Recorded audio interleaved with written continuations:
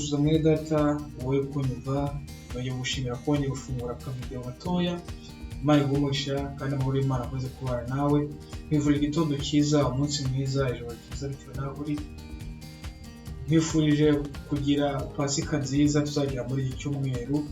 Reka Imana izagufashe kugira ngo wibuke igitambo cya Yesu Kristo, wibuke n'impamvu Yesu yatanze, impamvu Yesu yaje muri iyi si, impamvu Yesu yamaze ku musaraba. Ubyibuke kandi ubigenderemo kuko yaravuze ngo yarabambwe turabamburwa. Reka wibuke Yesu muri iki cyumweru.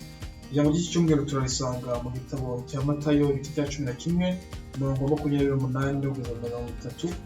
Haranditse ngo mwese abarushe n'abaremerewe muze munsange ndabaruhura. Mwemere kuba abagaragu banjye munyigireho kuko ndi umugwaneza kandi noroheje mu mutima, namwe muzabona uburuhukiro mu mitima yanyu. Kuko kunkorera kutaruhije n'umutwaro wanjye utaremereye. Ni ijambo rya Yesu Kristo yavuze ngo munze munsange mwebwe abarushe n'abaremereye ndabaruhura. Sanga Yesu muri uyu munsi inshuti, sanga Yesu ibibazo byawe, sanga Yesu n'amaganya yawe, ngo Yesu arakuruhura.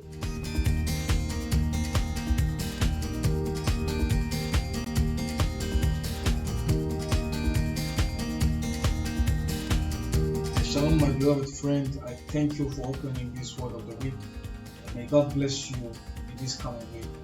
I'm recording this word of the week in the context of the Passover that we are going to have this weekend. May God help you to remember the sacrifice of Jesus Christ, what it meant for the humanity, what it meant to you. May God help you this coming week to remember Jesus Christ in His sacrifice.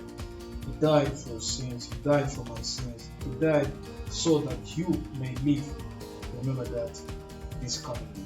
The word of the week is found in Matthew chapter 11, verse 28 to 30. It reads, "Come to me all you who are weary and burdened, and I will give you rest. Take my yoke upon you and learn from me, for I am gentle and humble in heart, and you will find rest for your souls. For my yoke is easy and my burden is light."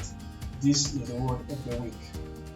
I'm saying this word in the context of Passover, which is happening this weekend.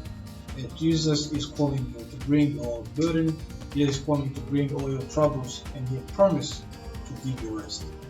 Come to Jesus this week. Bring all those troubles, bring all those problems, and He will give you rest. God bless you.